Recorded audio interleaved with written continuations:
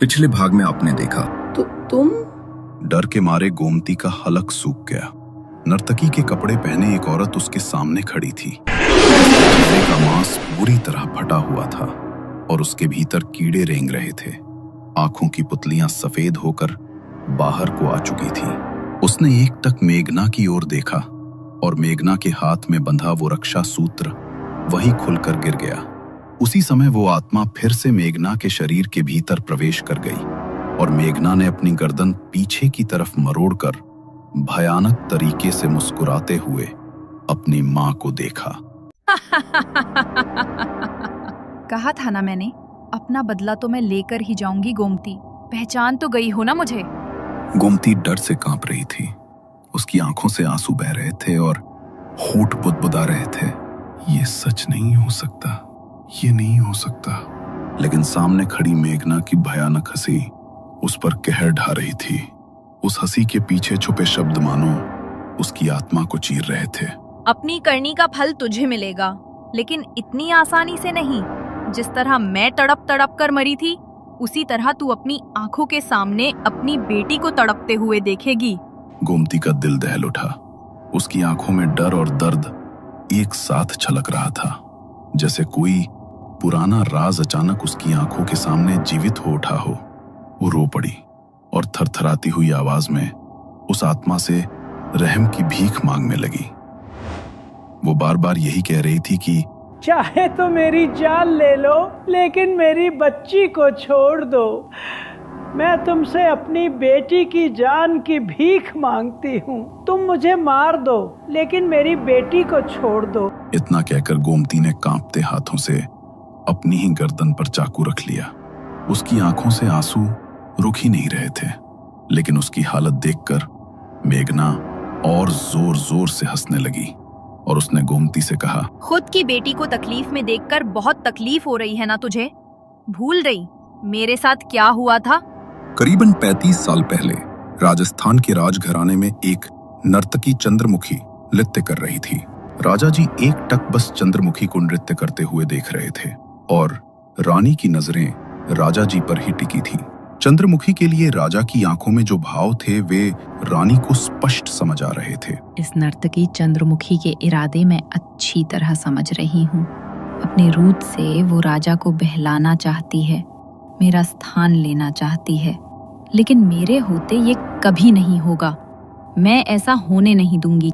रात के पहर चंद्रमुखी राजमहल से अपने घर के लिए निकल रही थी। तभी पीछे से किसी ने उसके कंधे पर हाथ रखा।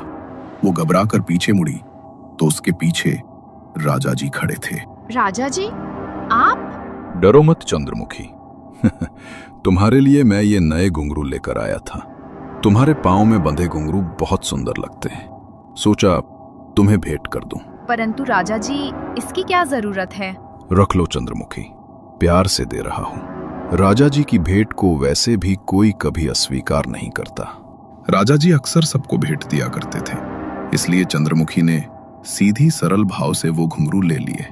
पर खिड़की पर खड़ी रानी ये सब देख रही थी और ये देखकर उसका खून खौल उठा। ये चंद्रमुखी अपनी हरकतों से ऐसे बाज आने वाली नहीं है। पता नहीं कौन सा जादू कर दिया है इसने राजा जी पर कि राजा जी इतने मेहरबान हुए जा रहे हैं। अपनी खूबसूरती से इसने राजा जी को अपने जाल में फंसा लिया है। इसी कारण अब राजा जी मेरी तरफ नहीं देखते। इसका मैं ऐसा हाल करूंगी कि खुद को कभी आईने में देख भी ना पाए। राजा के महल में वापस आने के बाद रानी चुपके से चंद्रमुखी के पीछे गई और उसका रास्ता रोक लिया। रानी सा, आप इतनी रात को यहाँ पर? सच सच बताओ, आखिर चाहती क्या हो तुम? इरादे क्या है तुम्हारे? तुम जानती हो ना, गर्भ से भी हैं हम। राजा का अंश पल रहा है हमारे अंदर। मैं कुछ समझी नहीं रानी सा, आप किस बारे में बात कर रही हैं? तुम मेरी बातों को बहुत अच्छे से समझ रही हो। ज्यादा ना समझ बनने का नाटक मत करो, समझी? मेरे पति पर, राजा जी पर अपनी नजरें टिकाई हुई हो तुम। अपने रूप से उनका ध्यान अपनी तरफ खींचना चाहती हो, मेरी जगह लेना चाहती हो। लेकिन एक बात की गांठ बांध लेना कि मेरे जीते जी ऐसा कभी नहीं होगा। अगर फिर से राजा जी को बहलाने की कोशिश भी की तो उसके ऊपर अफसोस करोगी तुम। बस बहुत हो गया रानी सा। अगर मैं कुछ कह नहीं रही हूँ तो इसका मतलब ये नहीं है कि आप कुछ भी बोलती जाएंगी। मैं बस आपके महल में नृत्य करने आती हूँ, क्योंकि मेरे घर में मेरी माँ के अलावा और कोई नहीं है और उसके लिए पैसा कमाना मेरी जिम्मेदारी है। आप जैसा सोच रही हैं, मेरे मन में वैसा कुछ भी नहीं है। चंद्रमुखी की बातें सुनकर रानी का गुस्सा और बढ़ गया। वो छिपते हुए रात को महल में दाखिल हुई, मगर पूरी रात उसे नींद नहीं आई। इसी तरह पूरी रात गुजरी। अगले रोज जब चंद्रमुखी महल में नृत्य करने आई तो रानी उस कमरे में गई जहां चंद्रमुखी अपने नृत्य के वस्त्र बदला करती थी। रानी ने चंद्रमुखी के दुपट्टे से उसके कुछ टूटे हुए बाल उठा लिए। आधी रात को वो महल के एक सुनसान कमरे में गई। कमरे के बीचों बीच एक दीपक जलाया और उसके इर्द गिर्द 4 दीपकों से एक घेरा बना दिया। रानी ने कुछ मंत्रों का उच्चारण शुरू किया और अपने हाथ में एक काले रंग की गुड़िया पकड़ी। चंद्रमुखी के बालों को उसने गुड़िया पर लपेट दिया और फिर उसके भीतर कीलें गाड़ दी। अब तू देख कैसे तेरा ये सुंदर रूप किसी मुर्दे की तरह हो जाएगा। राजा जी को बहकाने चली थी ना, तेरा तो अब वो हाल होगा कि तड़प तड़प कर अपनी मौत मांगेगी तू। रानी ने काले कपड़े से अपना चेहरा ढक लिया। वो चुपके से महल के पिछले दरवाजे से बाहर निकली और सीधे चंद्रमुखी के घर की ओर बढ़ी। महल से थोड़ी ही दूर चंद्रमुखी का एक टूटा फूटा छोटा सा मकान था। रानी ने उसके घर के पिछले हिस्से की मिट्टी खोदी और उस बुढ़िया को वहां गाड़ दिया। सबसे छिपकर कुछ देर बाद वो वापस महल लौटी और अपने कक्ष में आकर सो गई। ऐसा क्या हो गया तुझे? कल रात तक तो तेरी तबीयत बिल्कुल ठीक थी, अचानक से क्या हो गया तुझे? देखूं जरा, कहीं बुखार तो नहीं हो गया? विमला ने चंद्रमुखी के माथे को छूकर देखा तो उसका माथा बिल्कुल गर्म भट्टी की तरह तप रहा था। विमला ने कई दिन तक वैद्य जी से चंद्रमुखी का इलाज करवाया, मगर उसकी हालत में कोई सुधार नहीं आया, बल्कि दिन ब दिन उसकी हालत और भी खराब होती चली गई। उसकी आंखों के नीचे गहरे काले गड्ढे पड़ गए थे। उसका शरीर सूखी लकड़ी की तरह हो चुका था। चंद्रमुखी, जो कभी अपनी खूबसूरती के लिए जानी जाती थी, अब इतनी बदसूरत हो गई थी कि खुद को भी आईने में नहीं देख पा रही थी। और जब उसने हिम्मत करके आईने में झांका तो अपने ही रूप को देखकर उसकी आंखों से आंसू फूट पड़े। वो जमीन पर बैठी थी, चेहरा दोनों हाथों में छिपाए, और लगातार रोए जा रही थी। उसके आंसू रुकने का नाम नहीं ले रहे थे। चेहरा सूज चुका था, आंखें लाल हो चुकी थीं। उसके शरीर में जैसे सारी ताकत खत्म हो गई थी। सांसें भारी और आवाज कांपती हुई। वो कभी अपने चेहरे को छूती, कभी आईने की तरफ देखती, फिर सिर झुकाकर सिसकने लगती। ऐसा लग रहा था जैसे भीतर कोई गहरी आग जल रही हो जो उसे अंदर से खा रही थी।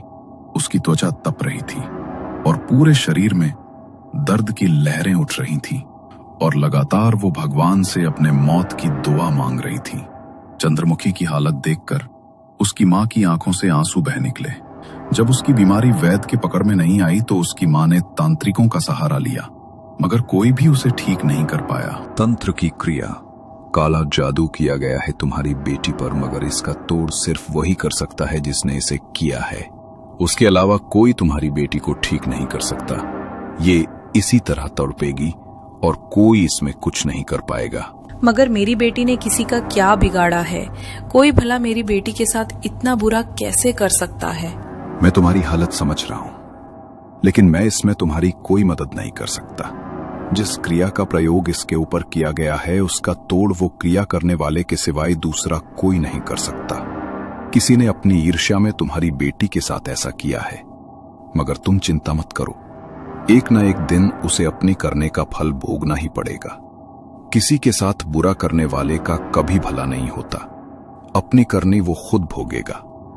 तुम भगवान से प्रार्थना करो, शायद अब भगवान ही इसमें तुम्हारी कुछ मदद कर सके। तांत्रिक बाबा भी हार कर वहां से चले गए, मगर उस दिन के बाद चंद्रमुखी की हालत और बद से बदतर हो गई।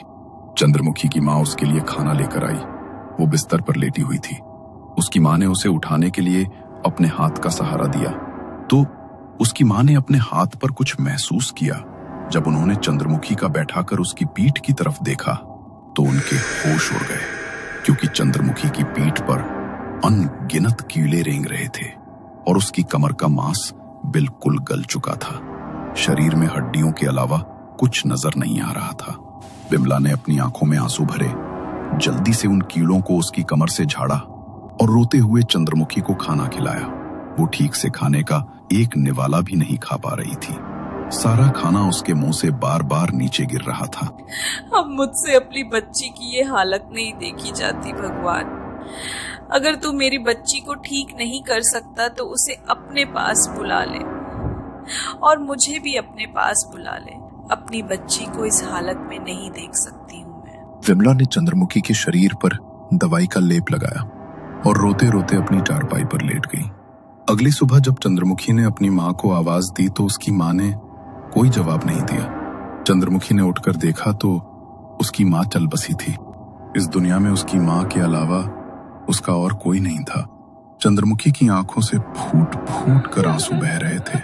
चंद्रमुखी के रोने की आवाज सुनकर पड़ोसी उसके घर में इकट्ठा हुए और उसकी माँ की अंतिम क्रिया की तैयारी शुरू की गई। माँ की अंतिम क्रिया के बाद चंद्रमुखी अपने घर में किसी जिंदा लाश की तरह अपने बिस्तर पर लेटी हुई थी। तभी रानी उसके घर में आई। सुना मैंने कि तुम्हारी माँ चल बसी। बड़ा दुख हुआ सुनकर, और तुम्हारी हालत देखकर भी। सब अपने कर्मों का फल भोगते हैं। तुमने भी कुछ ऐसा किया होगा जिसका फल अब भोग रही हो। मुझे अच्छी तरह पता है कि मेरे साथ जो भी हो रहा है वो तुम्हारे ही कारण है। तुम्हारी वजह से ही आज मेरी ये हालत है और तुम्हारी वजह से ही आज मेरी माँ इस दुनिया में नहीं है। मेरी वजह से नहीं, तुम्हारी खुद की वजह से। कहा था मैंने मेरे पति से दूर रहो, लेकिन तुम्हें तो रानी की जगह लेनी थी। अब दिखा दी ना मैंने तुम्हें तुम्हारी असली जगह। ऐसा हाल किया है मैंने तुम्हारा कि ना तो जी पाओगी और ना मर पाओगी।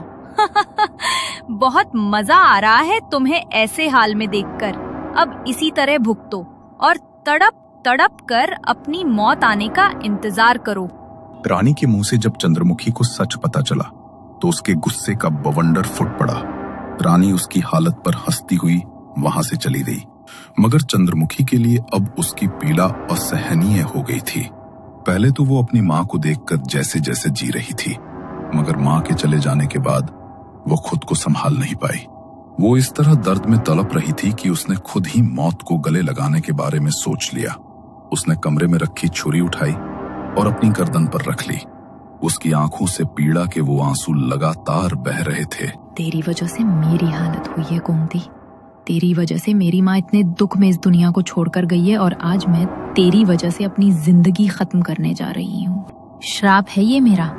एक दिन वापस लौटूंगी और उस दिन तबाह कर दूंगी तुझे और तेरे पूरे खानदान को। जिस तरह मैं तड़प तड़प कर अपनी जान दे रही हूँ, वही दृश्य एक दिन तेरी आंखों के सामने आएगा। तू भी अपनी मौत की भीख मांगेगी, अपने परिवार की मौत की भीख मांगेगी, लेकिन मौत नसीब नहीं होगी तुम्हें। चंद्रमुखी ने उसी समय खुद को खत्म कर लिया, मगर जिस तरह उसने तड़पते हुए खुद की जान ली, उसकी आत्मा मुक्त नहीं हुई, बल्कि बदले के लिए भटकने लगी। कुछ दिन बाद रानी के प्रसव के दिन आए। देर रात उसे प्रसव पीड़ा होने लगी। शाही राजघराने की दाई को वहां पर लाया गया। रानी बुरी तरह दर्द से बिलख रही थी। तभी कुछ देर बाद उन्होंने एक बच्चे को जन्म दिया, मगर उस बच्चे को देखकर दाई माँ की चीख निकल गई। बच्चा मृत था और उसका पूरा शरीर नीला पड़ चुका था। उसकी देह पर तंत्र का एक निशान बना था, जिसे देखकर दाई माँ बहुत कुछ समझ गई। क्या हो गया दाई माँ? बहुत बड़ी अनहोनी हुई है। ये कोई शुभ संकेत नहीं है। बात सिर्फ इतनी सी नहीं है रानी कि आपका बच्चा मृत पैदा हुआ है, बल्कि आपके जीवन में बहुत बड़ा भूचाल आने वाला है, जिसकी शुरुआत यहाँ से हो चुकी है। कोई अतृप्त आत्मा हावी हो रही है आपके ऊपर। आपका वंश नहीं बढ़ने देगी वो। किसी बाबा को बुलाकर अपना इलाज करवा लीजिए, वरना सब खत्म हो जाएगा। ये आप क्या कह रही हैं दाई माँ? मैं बिल्कुल ठीक कह रही हूँ। झाड़ फूक करवा लीजिए, वरना परिणाम अच्छा नहीं होगा रानी सा। रानी अपने बच्चे की मौत से उबरी भी नहीं थी कि कुछ ही दिन बाद एक रात उसे महल में घुंघरुओं की आवाज सुनाई दी। उस आवाज को सुनकर रानी के पूरे शरीर में डर दौड़ गया। वह पसीने से भीग चुकी थी और भय से उसका पूरा शरीर कांप रहा था। वो घबराते हुए उठी, मगर जैसे ही उसने सामने की ओर देखा, उसके होश उड़ गए। चंद्रमुखी ठीक उसके सामने खड़ी थी। उसका शरीर हड्डियों का ढांचा बन चुका था, चेहरा बुरी तरह सड़ चुका था और वो भयानक तरीके से हंसते हुए रानी की ओर बढ़ रही थी। उसे देखकर रानी अपने कदम पीछे करने लगी, लेकिन लड़खड़ाकर जमीन पर गिर पड़ी। चंद्रमुखी की आत्मा उसके ऊपर झपट पड़ी। रानी जोर से चीखी। उसकी चीख से पूरा महल गूंज उठा। उसकी आवाज सुनकर राजा की आंख खुल गई। राजा दौड़कर आया और रानी को बिस्तर पर बैठाया। क्या हुआ तुम्हें? तुम नीचे कैसे गिर गई? और तुम चिल्ला क्यों रही थी? तुम ठीक तो हो ना? नहीं, वो आई थी। वो मुझे मारने के लिए आई थी। उसने मेरे बच्चे को भी मार डाला था। अब वो मुझे भी नहीं छोड़ेगी। कौन? किसने तुम्हारे बच्चे को मार डाला? और कौन तुम्हें नहीं छोड़ेगी? चंद्रमुखी की आत्मा वही आई थी। आप तांत्रिक बाबा को बुलाइए, वरना वो किसी को नहीं छोड़ेगी। क्या? चंद्रमुखी की आत्मा? मगर वो तुम्हें परेशान क्यों करेगी? भला तुमने उसका क्या बिगाड़ा है? डर के मारे रानी ने अपने मुंह से एक शब्द भी नहीं बोला। वो रात जैसे तैसे कट गई। अगले दिन राजा ने एक तांत्रिक को महल में बुलाया। सांझ होते ही तांत्रिक ने महल में एक घेरा बनाया और घेरे के भीतर अग्नि प्रज्वलित करके बैठ गया। उसने कुछ मंत्र पढ़ते हुए चंद्रमुखी की आत्मा को वहां आने का न्योता दिया। तभी रानी का शरीर जोर जोर से कांपने लगा और वह जोर जोर से हंसने लगी। रहने दे तांत्रिक, तू मेरा कुछ नहीं बिगाड़ पाएगा। इसने जो कर किया है उसका फल इसे भोगना पड़ेगा। इसकी वजह से मेरी माँ और मैं तड़प कर मरे हैं। इसे भी मैं चैन से जीने नहीं दूंगी। न इसके वंश को आगे बढ़ने दूंगी, न इन दोनों को जीने दूंगी। ये आत्मा बहुत खतरनाक हो चुकी है राजा जी। इसे मैं मुक्ति नहीं दिला सकता। इसका कुछ और निवारण करना होगा। तू मेरा कुछ नहीं बिगाड़ पाएगा तांत्रिक। अपना बदला मैं जरूर पूरा करूंगी। तांत्रिक ने सभी को महल के बाहर खड़ा कर दिया और रानी को अपने मंत्रों की शक्ति से महल की चौखट पर खड़ा कर दिया। वे लगातार मंत्रों का उच्चारण करते जा रहे थे और रानी के शरीर पर भभूति छिड़कते जा रहे थे। रानी के भीतर चंद्रमुखी की आत्मा जोर जोर से चिल्ला रही थी। तांत्रिक ने महल के चारों ओर भभूति से एक चौकोर घेरा बना दिया। कुछ देर की क्रिया के बाद उन्होंने रानी के शरीर पर गंगा जल का छिड़काव किया। महल के बाहर बने घेरे के कारण चंद्रमुखी की आत्मा महल से बाहर नहीं निकल सकी और गंगा जल के स्पर्श से वह रानी के शरीर के भीतर टिक भी नहीं सकी। इसलिए उसे रानी का शरीर छोड़कर महल के भीतर प्रवेश करना पड़ा। उसी समय रानी का शरीर कमजोरी से निढाल होकर महल के बाहर गिर पड़ा। मौके का लाभ उठाकर तांत्रिक ने महल का दरवाजा बंद कर दिया और उस पर अभिमंत्रित ताबीज और धागे बांध दिए ताकि चंद्रमुखी की आत्मा हमेशा के लिए महल के भीतर कैद रह जाए। मैंने मंत्रों की शक्ति से उसकी आत्मा को महल के भीतर कैद कर दिया है।